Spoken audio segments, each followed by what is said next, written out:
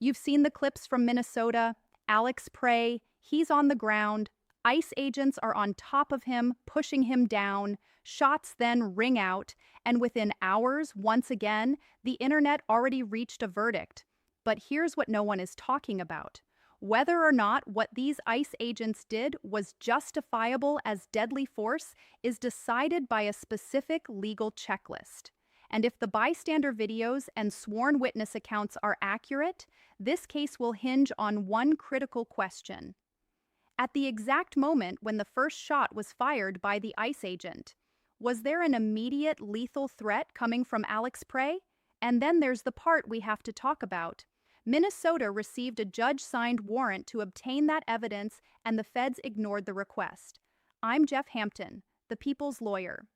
And in this video, I'm breaking down number 1, what the videos and filings actually say versus what we still don't know. Number 2, the deadly force rules that govern the PR shooting. Number 3, who can charge whom and why the fight over evidence matters. And finally, number 4, my take on whether this shooting was legally justified. Let's cut through the noise and look at the facts. And let's start with what we actually know. Here's what major outlets have described based upon bystander video and sworn statements from witnesses. Federal officials publicly characterized the shooting as defensive, saying Prey had a handgun and, quote, violently resisted attempts to disarm him.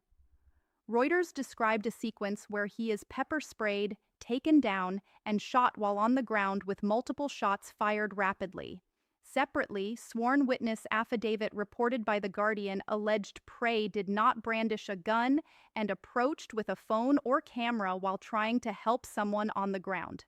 Let's pause right here, and I want to encourage you like I did with the previous shooting in Minnesota, let's not pick a side.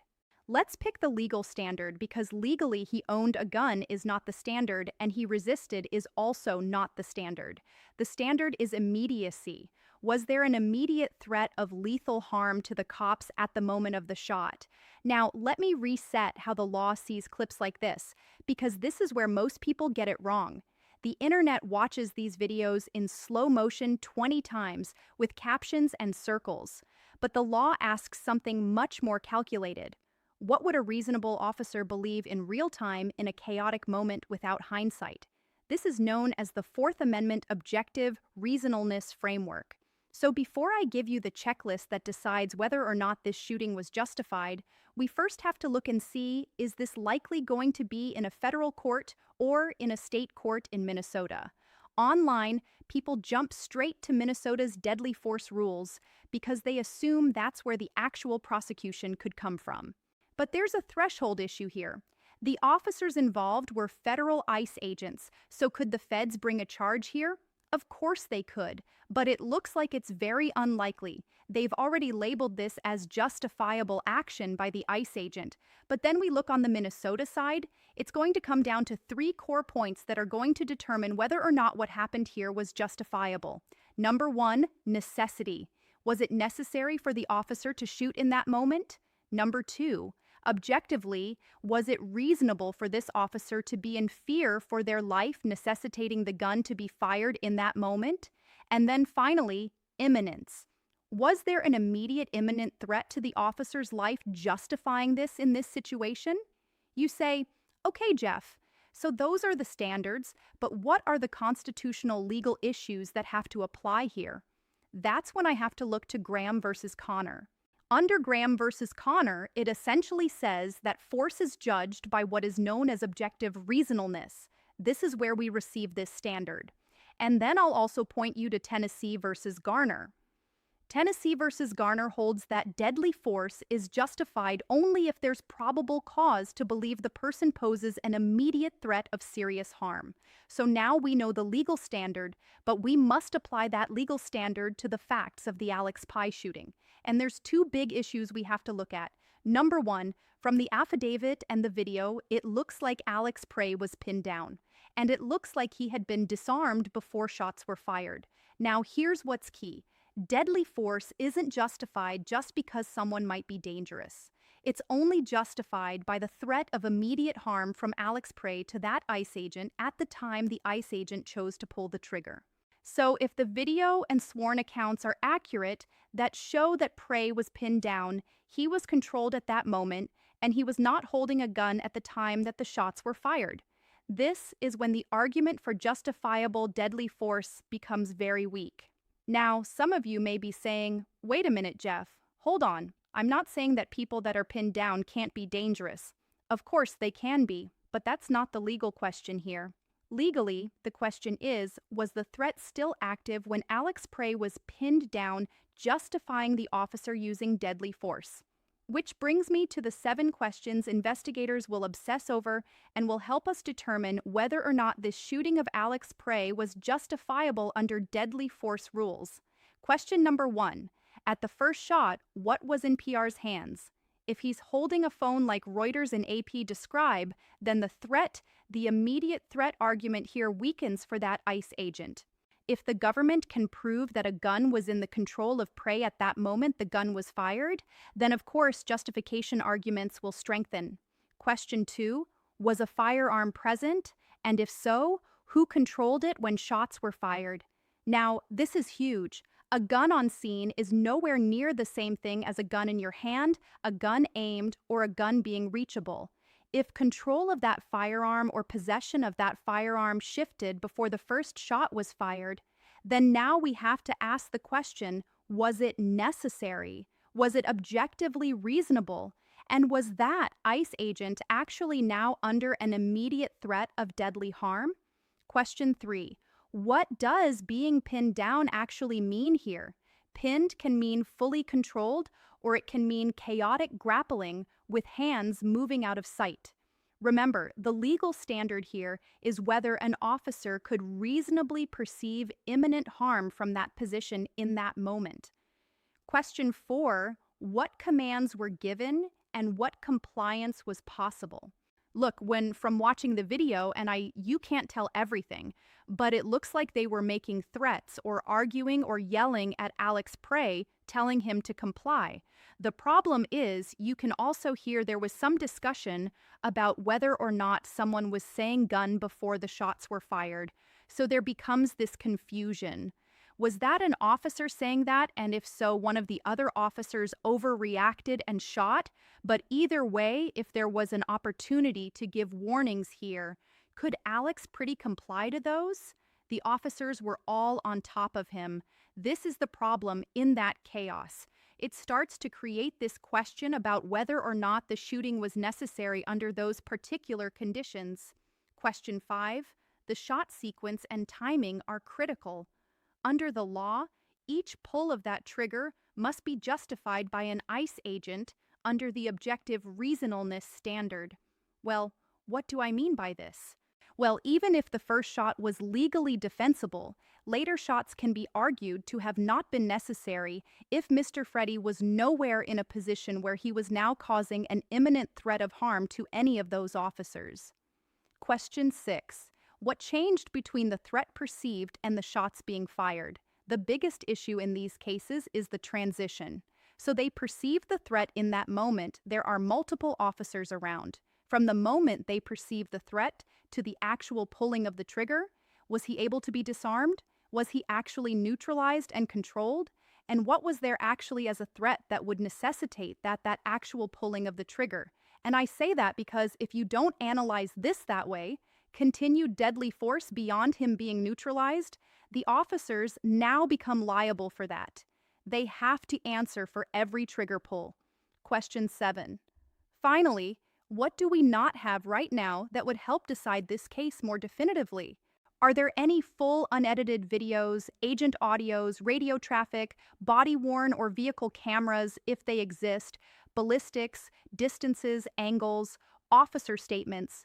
And here's why this isn't just it would be nice to have consideration. Minnesota says it tried to get evidence the normal way and was blocked. Local officials say they obtained a judge-signed search warrant connected to evidence in the Prey shooting, and federal agents denied access. So the county then sued in federal court. They were seeking preservation orders to make sure and not only compel the evidence, but to preserve that evidence so that they could gain access to it for a possible prosecution. They also opened a public portal for people to submit their videos and any witness statements of what they actually saw. This is the nightmare scenario in any use of force case. Just to make sure and understand what actually took place, there needs to be some transparency so that we all see exactly what went down. And there's nothing that's left out there that's arguable about whether or not this was justified or if it stepped over the line. So, what happens now? Well, unfortunately, it's really not even about whether or not the shooting was justified.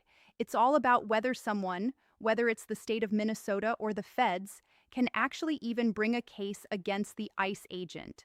States generally prosecute crimes within their borders, but federal officers, they have special protections. Even if Minnesota chooses to bring charges here against the ICE agent, it could be fought and ultimately removed back to federal court, where the feds have control under the federal officer removal statute. And historically, federal courts have intervened here whenever that officer acted in a federal role. This goes all the way back to the case I referred to in my previous video in Ray Nagel. Now, what about people who say, why not just sue them in civil court for a civil rights violation? That brings us to our next issue. It is true, civil suits can force discovery. They can obtain documents, depositions, video, and timelines. But with federal officers, constitutional relief through a civil rights lawsuit is very limited. Under court precedent, federal courts have dramatically limited someone's ability and rights to bring a civil rights lawsuit against an officer acting in their federal capacity. There ends up being a lot of qualified immunity fights that take place, and it's very much an uphill battle. So even if the shooting was unreasonable and absolutely not justifiable under the law, it becomes, how does this even proceed forward in court? Now, I'm going to give you the cleanest, most objective conclusion and opinion on this that I possibly can based on what we know we have. Now, here's the bottom line. This case should be decided by the immediacy element and the element of whether it was objectively reasonable to believe that there was an immediate threat of harm or death to that officer at the time of this shooting. If Prey presented an immediate lethal threat at the moment of the first shot, the government's justification case will strengthen. If the threat was already neutralized because he was pinned, disarmed, and controlled, the justification case dramatically weakens and the later shots can become a separate legal problem. And the evidence fight very much matters because even from a public perspective, how is the public going to resolve this in their own mind when they can't responsibly resolve this issue? Because all we have right now are clipped angles and just small little shots from things without a full understanding of everything here that happened. But the standard is extremely simple here. At the moment of the trigger pull, was deadly force legally necessary? That's the entire case. In my opinion, this is going to be a very difficult argument for this officer, this IT agent, to claim this was objectively reasonably necessary unless there's some evidence that comes out here showing that multiple officers, or maybe even a bystander, said that there was a gun. And by the way, there was a gun. There's some footage that we show here on the screen where you can see where one of the ICE agents may have disarmed before shots were fired. And maybe someone else mentioned there was a gun at that moment, but unless there was something here without we don't have the benefit of hindsight, but unless there's some evidence here that shows that the officer was concerned about that immediate threat because someone yelled out that he had a gun and that he was pulling a gun. Just looking at it as it is, it becomes a much more difficult argument for that ICE agent to argue here. Now, if you watched my video earlier on the Minnesota shooting of Renee Good, there I talked about this was a classic, you're attacking me with your vehicle type of case where the officer was able to argue self-defense.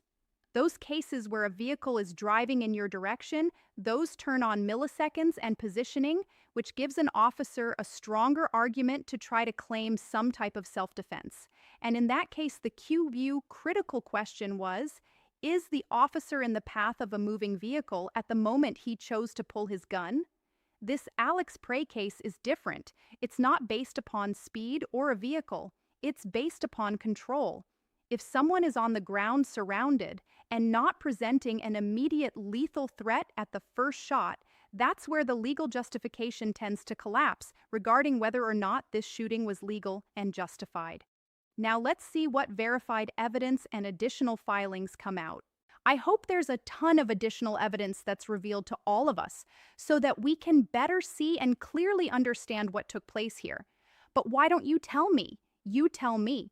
Was this shooting justified? Was this an action that in fact was very different from the Renee Good shooting? In my opinion, I wanted to lay out the legal standard for you so that you knew exactly what to expect. Speaking of which, if you didn't see my previous video on the Renee Good shooting, check out this next video where I break down, was it a legal shooting or was it self-defense? Check it out and I'll see you over